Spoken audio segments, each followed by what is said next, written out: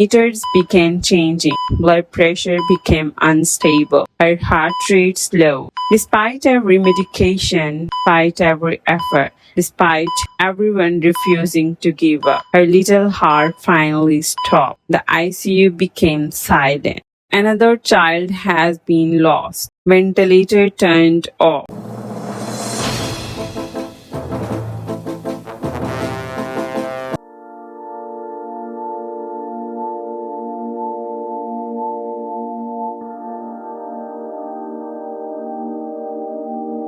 Some ICU cases stay with you for a few days. Some stay for a lifetime.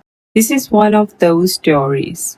It happened during one of our regular shifts in intensive care unit. The day has been busy. Ambulances were arriving, monitors were beeping, nurses were moving quickly between patients, and doctors were being charged. Everything felt routine until the emergency doors burst open. A father came running inside carrying a tiny little girl. She looked no older than 2 years old. He wasn't crying. She wasn't moving. Her little arms hung completely still. Her mother followed behind him, screaming uncontrollably. Kept repeating one sentence. "Please save my daughter. Please save my daughter." The emergency team immediately took the child onto the resuscitation bed. Within seconds, everyone in the room knew this was going to be one of the hardest fights of the day. The little girl wasn't breathing properly. Her oxygen levels were dangerously low. Her pulse was weak. Her skin had already started turning pale. There was no time to waste. Doctors began CPR. Nurses began to prepare emergency medications. Respiratory therapists brought in the ventilator. Every second mattered.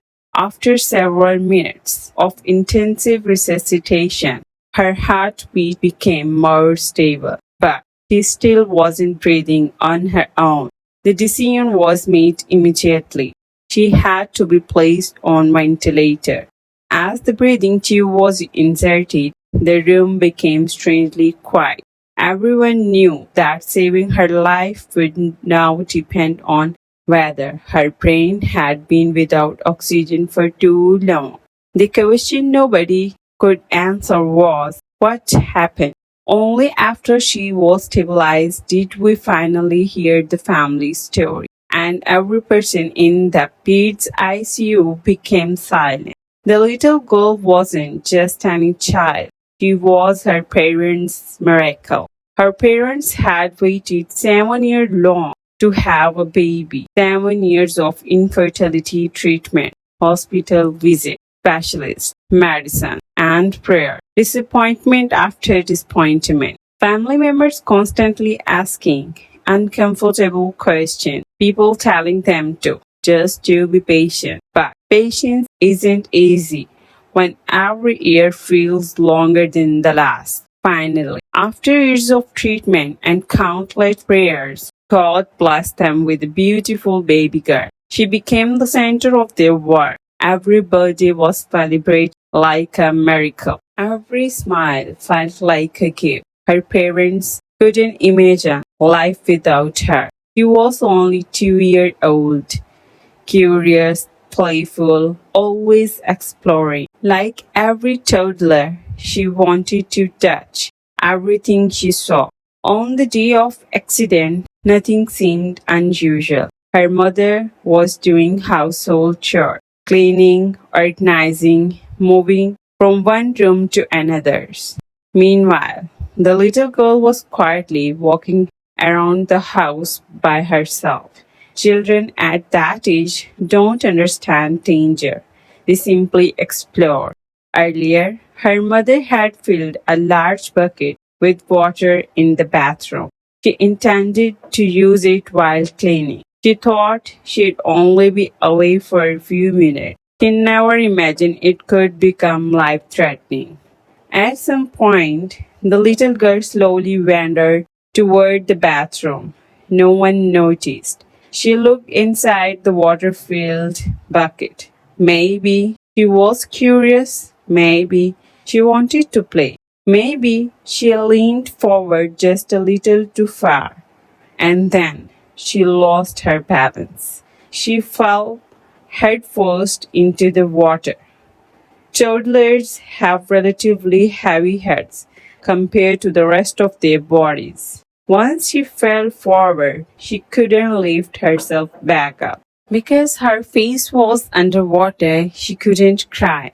She couldn't call for help. There was no scream, no loud splash, nothing. The house remained silent. Her mother continued working, believing her daughter was playing somewhere nearby. Minutes passed, then hours. When the house finally became unusually quiet, a mother instinct suddenly told her something wasn't right. She called her daughter's name. No answer. She searched every room. Nothing. Then she walked out toward the bathroom. And in that moment, her entire world collapsed. Her daughter was still inside the bucket, completely unconscious. The mother screamed. Neighbors rushed inside. Emergency services were called.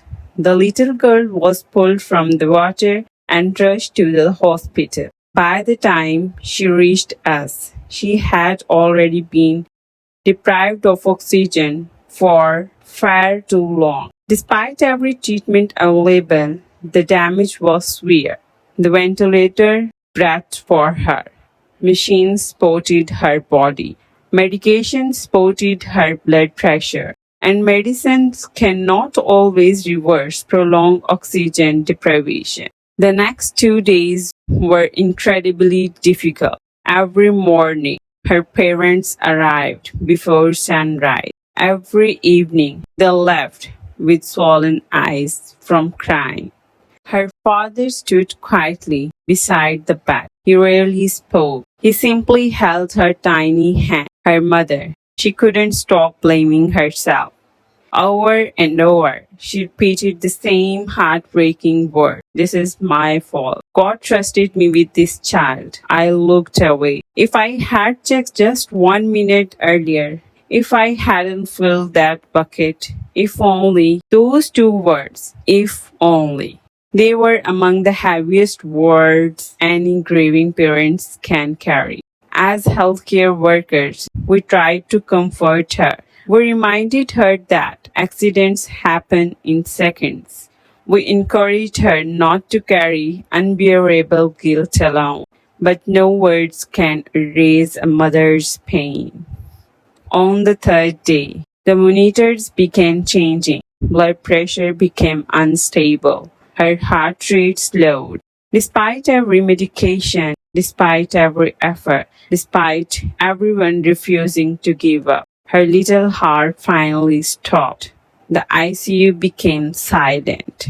Another child has been lost. Ventilator turned off. The room that had been filled with machines fighting for life became heartbreakingly still. Then came the hardest moment, telling the parent. No healthcare professional ever gets used to those conversations. The father closed his eyes. He quietly kissed his daughter's forehead. The mother collapsed to the floor. His cries echoed through the halfway. Even experienced nurses who had seen countless tragedies struggled to hold back tears.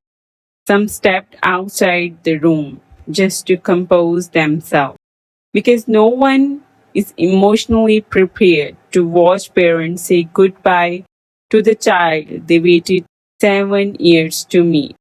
That day reminded every member of our team how fragile life truly is. Drowning doesn't always happen with loud splashing. It doesn't always happen in swimming pools. Sometimes it happens silently, in only a few inches of water. Inside a home that feels completely safe, children can drown in buckets, bathtubs, water tubs, even small containers. And It often happens without a sound. That's why experts recommended never leaving young children unattended around water, even for a moment. It only takes a second for a life to change forever. If this story reaches even one parent, if only family decided to empty a water tub immediately after using it, if one caregiver chooses to stay within arm's reach of a toddler near water, then perhaps this little girl's story can help save another child's life.